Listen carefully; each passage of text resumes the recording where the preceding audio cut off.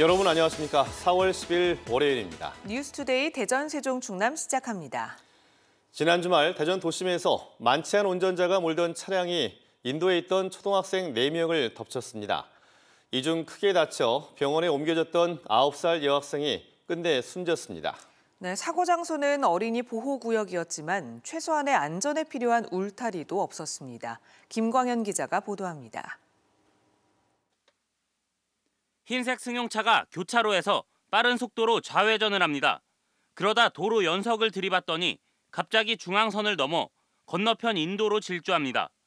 그리고 인도를 걷던 어린이 4명을 그대로 덮쳤습니다. 이 중 9살 여학생이 크게 다쳐 병원으로 옮겨졌지만 이튿날 새벽 결국 숨졌습니다. 운전자인 60대 남성은 혈중 알코올 농도가 면허 취소 수준의 만취 상태였습니다. 숨진 초등학생은 엄마에게 용돈을 받은 뒤 친구들과 인근 가게에 들렀다 사고 현장 바로 건너편에 있던 집으로 가던 중이었습니다. 평소 되게 활발하고 벌써 철이 들어가지고 꿈도 많은 애가 벌써 간 게 마음이 슬프고 많이 챙겨주지 못한 게 너무 많아서 좀 슬픈.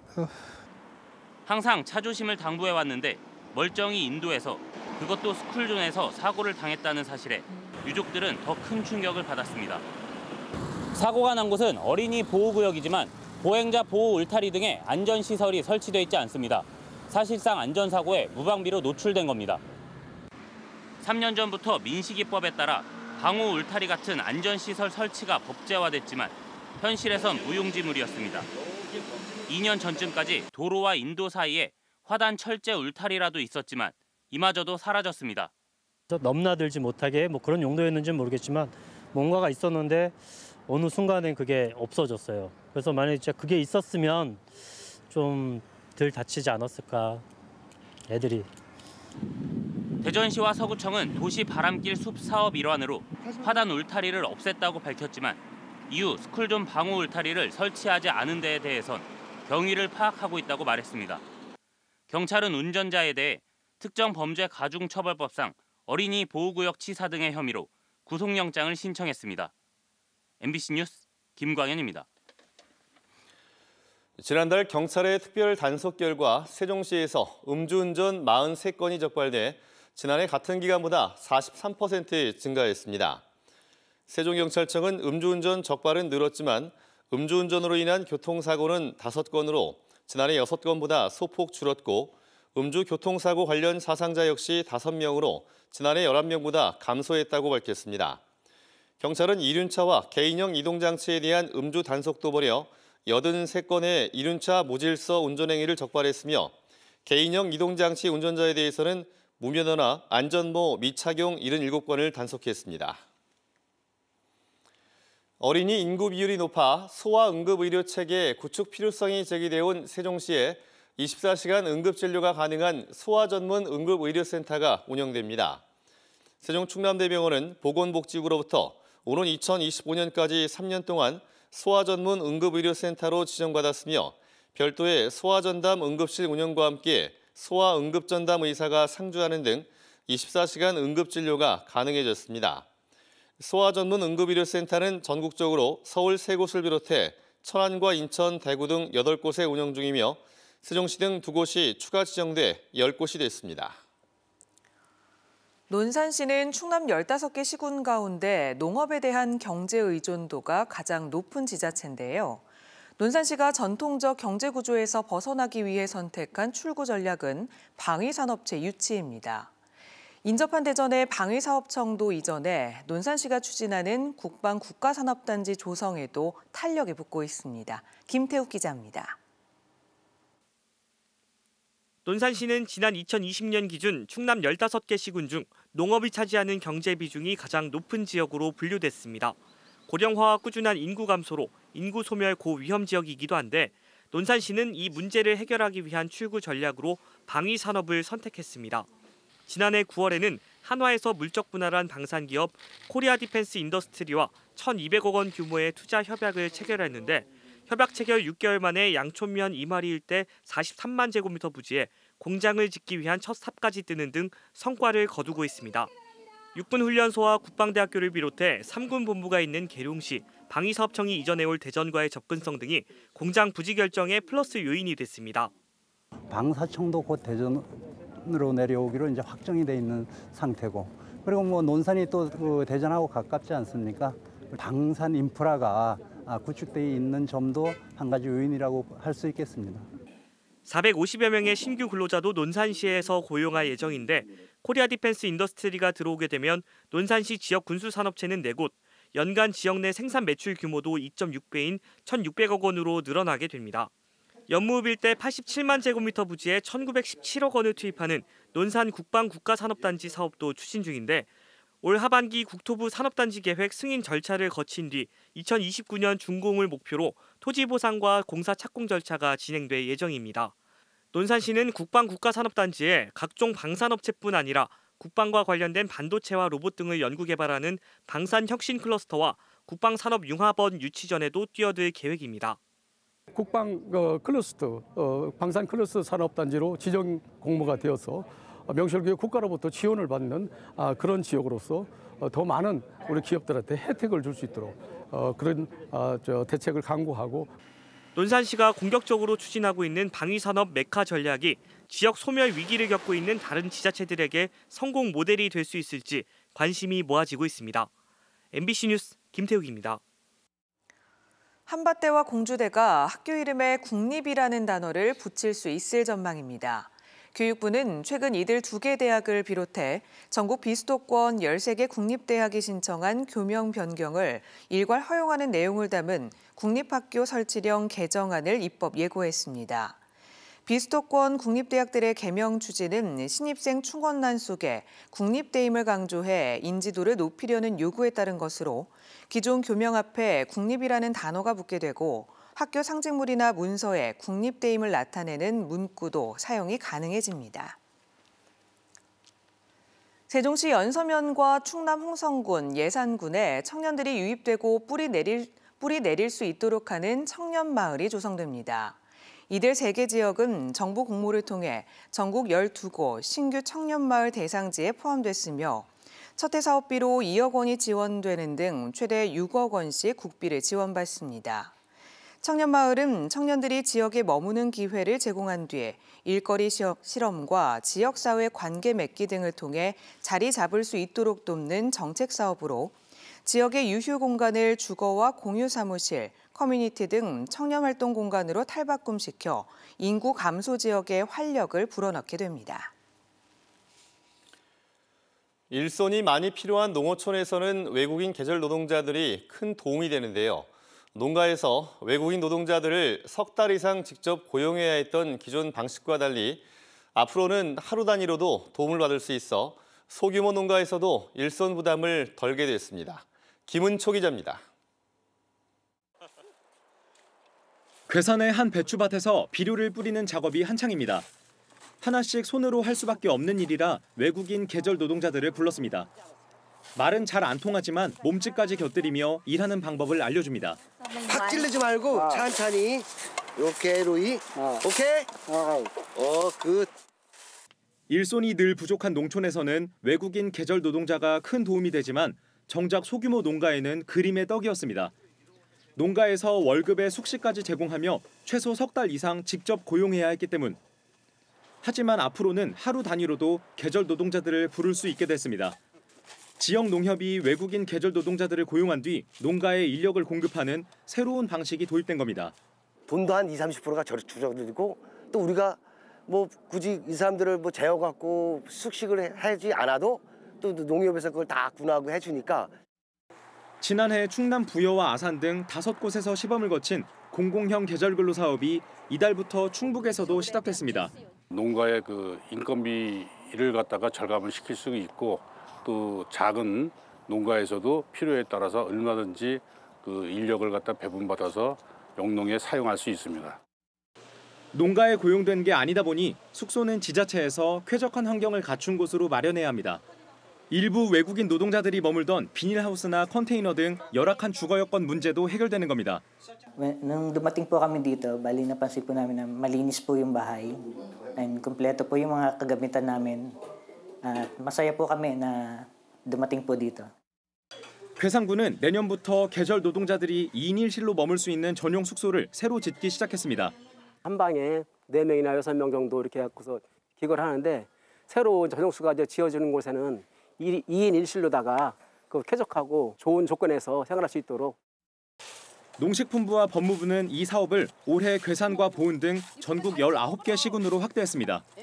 필리핀에서 30명을 데려온 괴산에 이어 보은에서도 베트남 노동자 60명이 이달 말부터 농가에 일손을 보탤 예정입니다. MBC 뉴스 김우초입니다.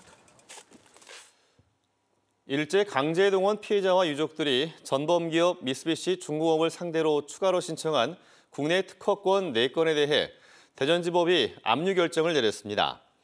법원의 이번 추가 압류 결정으로 현재 미쓰비시 중공업이 소유한 국내 자산 중 강제 집행 절차가 진행 중인 건은 특허권 10건과 상표권 2건 등 모두 12건으로 늘었습니다. 피해자들은 앞서 제기한 위자료 청구 소송에서 승소해 확보한 가집행 권리를 여러 상황을 고려해 미뤄왔으며 피해자와 지원단체인 일제강제동원 시민모임은 정부의 제3자 변제 방안 발표 등이 소송 취지를 왜곡할 수 있다고 판단해 강제 집행 절차를 이어간다는 방침입니다. 자율주행차 관련 핵심 기술을 중국에 유출한 죄로 1심에서 징역형을 받은 카이스트 교수에 대한 항소심이 다음 달 시작됩니다. 대전지법 형사항소 3부는 자율주행차의 눈으로 불리는 핵심 센서인 라이다 기술 연구자료 등을 중국 현지 대학 연구원 등에게 누설한 혐의 등으로 징역 2년에 집행유예 3년을 선고받고 항소한 60살 카이스트 교수에 대한 항소심 첫 공판을 다음 달 2일 열 예정입니다. 앞서 1심 재판부는 법으로 보호되는 첨단 기술에 대한 비밀 유지 의무가 있는 만큼 죄질이 가볍지 않다면서도 개인적으로 얻은 이익 규모가 크지 않다고 판단했으며 검찰도 1심 판결에 불복해 항소했습니다. 충북 제천시가 중앙아시아에 살고 있는 고려인을 유치해 인구 감소와 지방 소멸을 막겠다는 정책을 세웠습니다. 이를 위해 시장이 직접 중앙아시아 3개국을 다녀왔는데요. 풀어야 할 과제도 적지 않습니다. 이승준 기자가 보도합니다. 김창규 제천시장이 임기 내에 고려인 1000명을 유치하겠다고 밝혔습니다. 오는 10월이면 첫 이주자가 올 것이라는 구체적 목표도 덧붙였습니다. 우리 시에서는 지역 내 새로운 인적 자원 확보를 위한 특단의 대책 마련과 지역의 인구 경제 정책의 혁신적 전환을 위하여 이를 위해 지난달 26일부터 지난 1일까지 우즈베키스탄과 키르기스탄, 카자흐스탄 등을 방문해 고려인 협회를 만났고 현지 유력 인사를 협력관으로 위촉했습니다. 김창규 시장은 고려인의 교육열과 취업난, K문화에 대한 동경 등 한국으로의 강력한 이주 동기를 확인했다고 밝혔습니다. 구체적 정책 방향과 시기까지 밝힌 만큼 이제 실행 여부만 남았습니다. 예상대로 올지, 온다면 제대로 정착할 수 있을지가 관건입니다. 100년 가까운 고려인 강제 이주 이후 3, 4세대가 지났고 마땅한 일자리가 없어 청년층이 떠나는 지역 현실, 아직 제천 시민의 공감대를 얻지 못하는 고려인 이주. 해결해야 할 과제는 한둘이 아닙니다. 이제 우리도 기본적인 그 조례안 어떤 것이 마련이 돼 있기 때문에 여러 경로를 거쳐서 시민들하고 계속 공감대를 형성해 나가도록 하겠습니다. 제천시장의 고려인 유치 정책은 신선함이 있습니다. 실현된다면 높게 평가될 것입니다. 그러나 단체장의 관심 분야라는 이유로 행정력이 집중되고 낭비된다면 그만큼 시민 삶은 후퇴할 것입니다. MBC 뉴스 이승준입니다.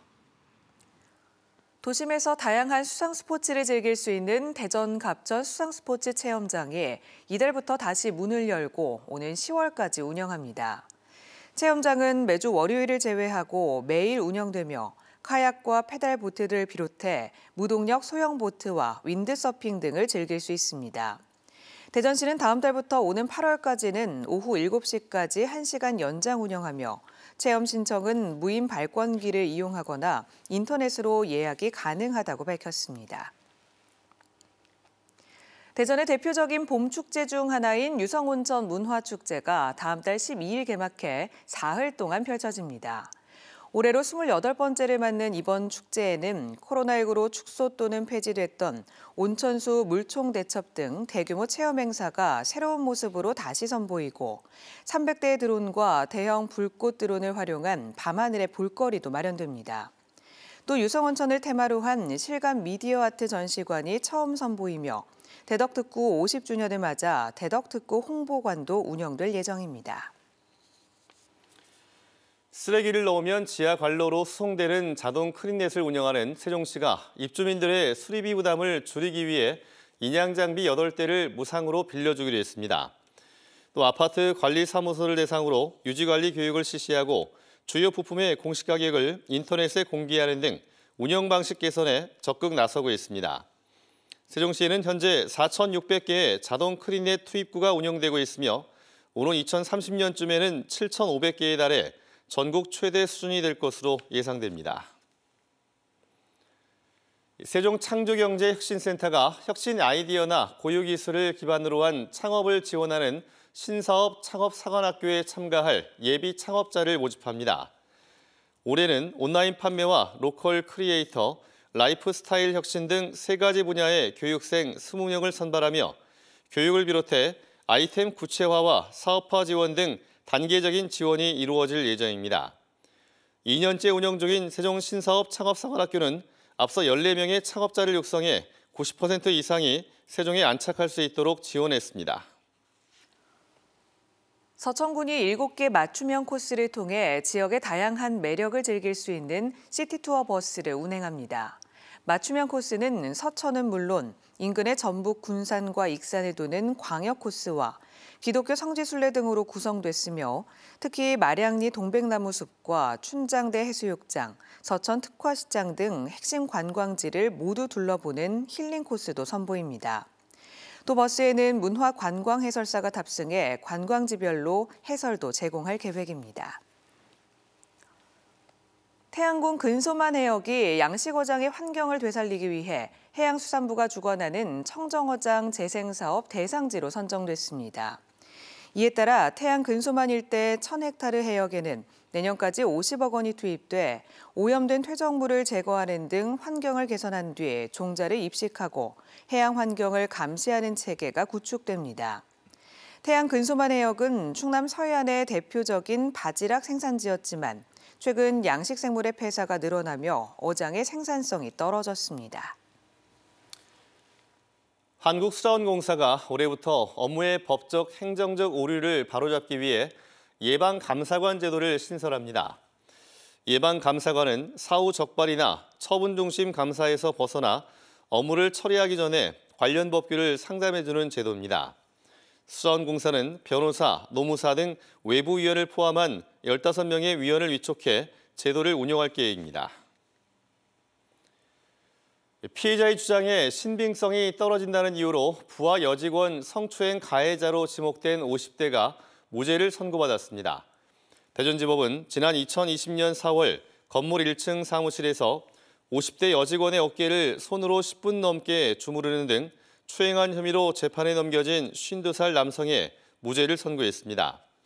재판부는 1층 사무실이 누구나 출입할 수 있고 나가기 쉬운 위치인데도 피하지 못했다는 피해자의 진술을 납득하기 어렵고 수사기관에서 피해 시점을 착각했다며 1년 뒤로 정정해 진술하는 등 피해자의 주장을 믿기 어렵다고 판시했습니다.